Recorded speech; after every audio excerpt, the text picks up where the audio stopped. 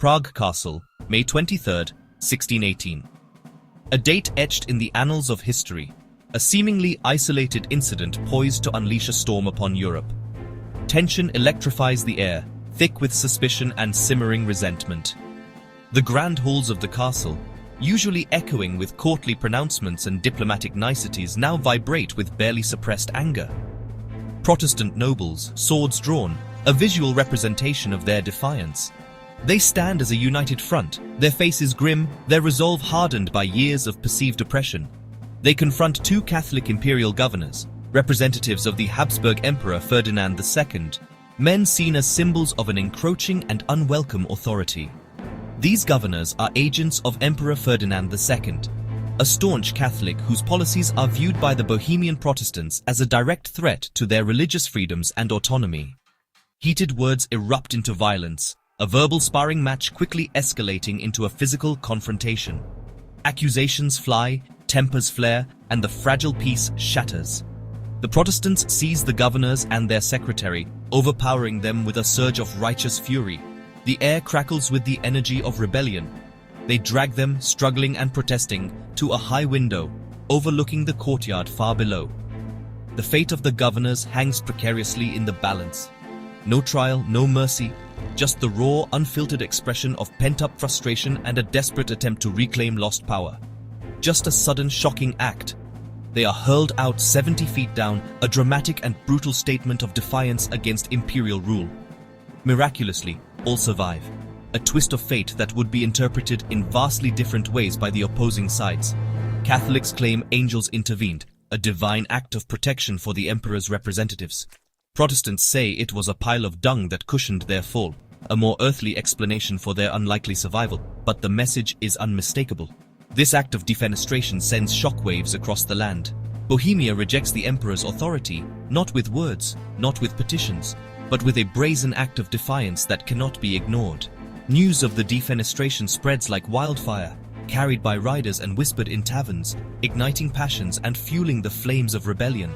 It ignites Europe's powder keg, a continent already riddled with religious and political tensions, now teetering on the brink of war. This act isn't just rebellion, it's a declaration of war, a challenge to the established order. It's a direct assault on imperial and Catholic power, a bold and audacious move that will have far-reaching consequences. The line is drawn, sides are chosen. The continent braces for war, a conflict that will reshape the map of Europe and leave an indelible mark on history. The chaos of that moment, born from religious intolerance and political ambition, would soon engulf all of Europe in a devastating conflict. The 30 Years' War had begun, a brutal and protracted struggle that would claim millions of lives and redefine the balance of power in Europe. To grasp the 30 Years' War, look past Prague's window. The Protestant Reformation shattered Europe's religious unity, and the Peace of Augsburg's, whose realm, his religion, left Calvinists and minorities in limbo. The Holy Roman Empire was a patchwork of 300 states. Catholic Habsburg emperors sought control. Protestant princes resisted, seizing church lands. France, though Catholic, feared Habsburg dominance and backed Protestant rivals.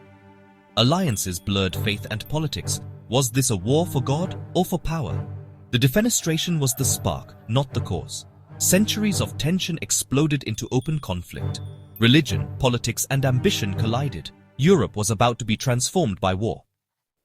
After Prague, Bohemian rebels oust Ferdinand II and crown Frederick V, a Protestant prince. Frederick's acceptance turns a local revolt into a European crisis. Ferdinand, now emperor, calls on Spanish Habsburgs and the Catholic League.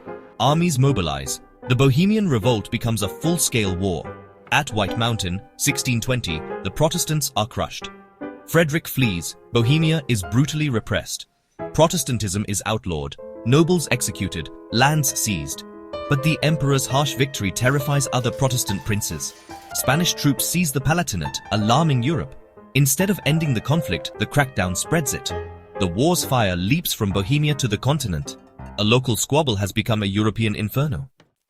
With Protestants reeling, Denmark's King Christian IV enters the war, fearing Habsburg power. Backed by England and the Dutch, he invades northern Germany in 1625. Emperor Ferdinand turns to Wallenstein, who raises a massive self-funded army, answerable only to him. Wallenstein and Tilly crush the Danes at Lutter, their armies ravage the north. War becomes a business of plunder, civilians suffer. By 1629, Christian is defeated and withdraws. Ferdinand, triumphant, issues the Edict of Restitution, demanding Protestants return seized church lands. Even Catholic allies are alarmed by his overreach. The edict unites Protestants in desperation. A new formidable player is about to arrive. The year is 1630. The landscape of Europe is marred by religious conflict and political intrigue. A new figure emerges onto this tumultuous stage, ready to reshape the very nature of warfare. Gustavus Adolphus, the King of Sweden, a man of ambition and military genius, lands in Germany. A military innovator, a brilliant strategist, and a devout Lutheran, determined to protect his co-religionists and expand Swedish influence. He was known as the Lion of the North, a title earned through his courage and military prowess. His disciplined, highly trained, and remarkably mobile army brings new tactics to the battlefields of Europe, forever changing the way wars are fought. He emphasizes the use of fast light artillery, easily maneuverable on the battlefield, and introduces flexible formations, allowing his troops to adapt quickly to changing circumstances and exploit weaknesses in the enemy lines. He also unleashes the power of fierce, well-trained cavalry, capable of delivering devastating charges that shatter enemy morale. Initially, German Protestants hesitate, unsure whether to trust this foreign king and his ambitions. They are wary of becoming pawns in a larger game. But then comes the horrific sack of Magdeburg, a brutal massacre where over 20,000 perish in the flames and chaos, a stark reminder of the brutality of the war. This act of unimaginable cruelty forces their hand, leaving them with no choice but to seek protection. United by fear and a shared faith, they finally join Gustavus, recognizing him as their only hope against the Catholic forces. At the Battle of Breitenfeld in 1631, Gustavus unleashes his military genius, shattering the seemingly invincible imperial army and turning the tide of the war. The Swedish king sweeps triumphantly through Germany, his army a force to be reckoned with, liberating Protestant lands from imperial control and restoring religious freedom to countless communities. Emperor Ferdinand, desperate to stem the Swedish advance, recalls the enigmatic and powerful Wallenstein to stop him, setting the stage for a clash of titans. At Lutzen in 1632, Gustavus wins a hard-fought victory, proving his tactical brilliance once again. But in a tragic twist of fate, he is killed in the thick of battle, struck down amidst the chaos and carnage. The Protestant cause suffers a devastating blow, losing its charismatic leader and its most ardent champion.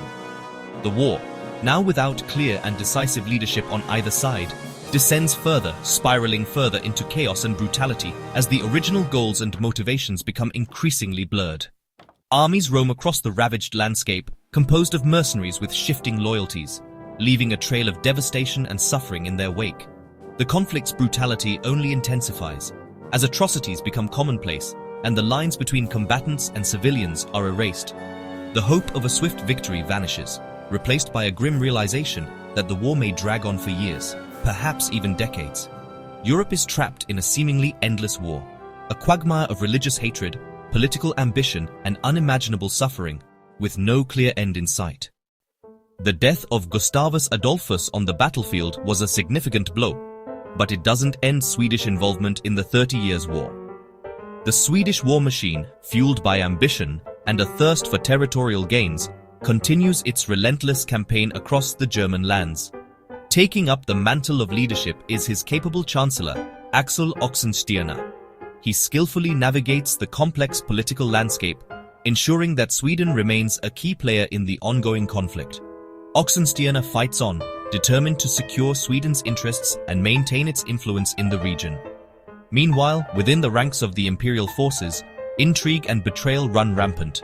Wallenstein, the brilliant but enigmatic general, is assassinated, his ambition and independent streak making him a target for his own emperor.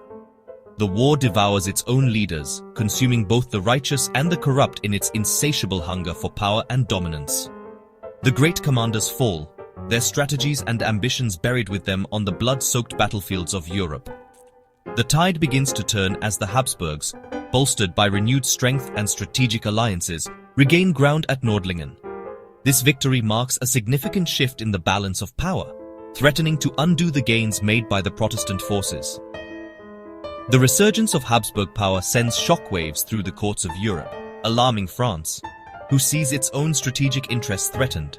Cardinal Richelieu, the shrewd and calculating architect of French foreign policy, fearing Habsburg dominance above all else, recognizes the need for decisive action. He makes the audacious decision to bring Catholic France directly into the war, throwing the full weight of the French military and its vast resources into the fray. In a stunning display of political pragmatism, France finds itself now fighting alongside Protestants, setting aside religious differences in the pursuit of strategic advantage. The conflict, once rooted in religious divisions, increasingly becomes a brutal struggle for European power, with nations vying for territory, influence, and control. Mercenary armies, driven by greed and a lust for plunder, ravage the land, leaving a trail of destruction and despair in their wake. They leave behind burning villages, looted homes, and starving civilians, their lives shattered by the relentless violence of war. Germany's social fabric unravels under the immense strain of prolonged conflict, its communities torn apart by violence and displacement. Entire regions are depopulated as people flee their homes in search of safety and sustenance, leaving behind ghost towns and abandoned fields. The war drags on, seemingly without end, fueled by the ambition of powerful nobles and the inertia of entrenched political interests. No single side possesses the strength to achieve a decisive victory, but none are willing to concede defeat, prolonging the agony and devastation. The devastation wrought upon the land and its people is nearly total, leaving scars that will take generations to heal. The original religious cause that ignited the conflict has long been forgotten, buried beneath the weight of political maneuvering and personal ambition. Only the relentless suffering of the civilian population remains, a constant reminder of the war's senseless brutality. Europe bleeds from countless wounds, its landscape scarred and its people traumatized. Diplomats and leaders, weary of the endless conflict, begin to explore avenues for peace, desperate to bring an end to the carnage and rebuild a shattered continent. Behind the battles, ordinary people endure unimaginable suffering. Hans Heberle, a shoemaker, records the terror soldiers plundering, families fleeing, survival day by day. Soldiers, often mercenaries, switch sides, fight for pay, and suffer as much as civilians. Peter Hagendorf's journal tells of hunger, loss, and exhaustion. Disease and famine kill more than battle. Law and order collapse. Witch trials and superstition surge as people seek scapegoats. Leaders fight for faith or ambition, soldiers for survival. Civilians have no choice but to endure. The true story of the war is written in their suffering. After 30 years, exhaustion forces peace talks in Westphalia. Delegates from across Europe gather, setting a precedent for modern diplomacy. The Peace of Westphalia ends religious wars. Calvinism is recognized and private worship is protected. The Holy Roman Empire states gain sovereignty, weakening the emperor. France and Sweden rise, Spain declines, borders are redrawn, and the modern state system is born. For survivors, peace means soldiers leave, fields are replanted, and life slowly resumes. Recovery is slow, scars are deep. The peace is imperfect, but necessary. Europe chooses coexistence over annihilation. The 30 Years' War's legacy shapes our world. Westphalian principles, sovereignty, balance of power define international relations to this day. The war warns how faith and ambition can spiral into catastrophe. Its horrors remind us what happens when civilization collapses. The Peace of Westphalia was born of exhaustion, not justice. Today's conflicts echo its lessons: proxy wars, civilian suffering, power politics. The war stands as a monument to both human folly and resilience.